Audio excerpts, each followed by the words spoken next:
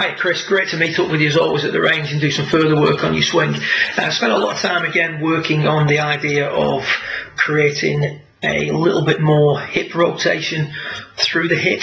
One of the things we've seen in the past is that there's been a little bit too much emphasis on, as maybe things aren't going the way you'd want them to, when you're not hitting at your best, you tend to focus more heavily on the hip slide and extension, when, you know, the thing we discussed is that whilst hip slide and extension are appropriate pieces, they're also appropriate pieces for adding draw, shifting the plane to the right, etc.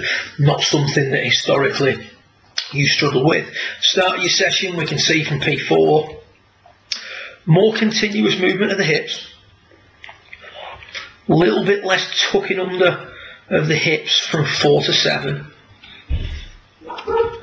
Just hitting out a little bit excessively on occasion, and we do occasionally get a little bit trapped on the inside, and there are the sweet spots quite a way behind the hands at 6, and as a result you've almost got to flatten out that right wrist to turn the corner as you come through. Just excuse my dog barking in the background there. To turn the corner, really flattening out the right wrist, losing the shaft lean. And again, that's got to be coordinated. So what we're trying to do is a little bit more like we see here with Charlie. We're trying to create a situation where the hips are continuously rotating while sliding and extending. So we've got to introduce the idea of the hips continuously rotating. And one of the things we discussed was, because physical limitations, we're unable to get the hips, let's say 30 or 40 open at P7, whilst the shoulders remain square. So we're going to have a shoulder condition that's slightly more open. We've got to keep the chest, keep the upper torso turning through a little bit more to allow those hips to continue to turn. That in turn lowers the exit.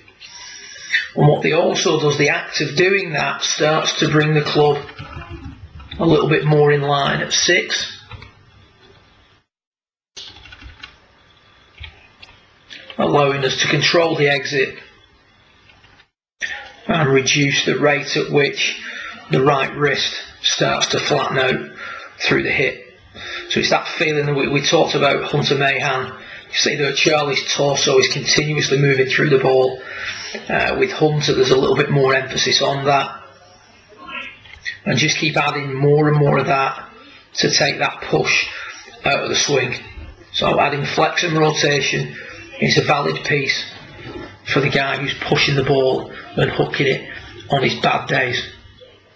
Adding more and more hip slide and more tuck is not an appropriate move for someone who's shifted out to the right.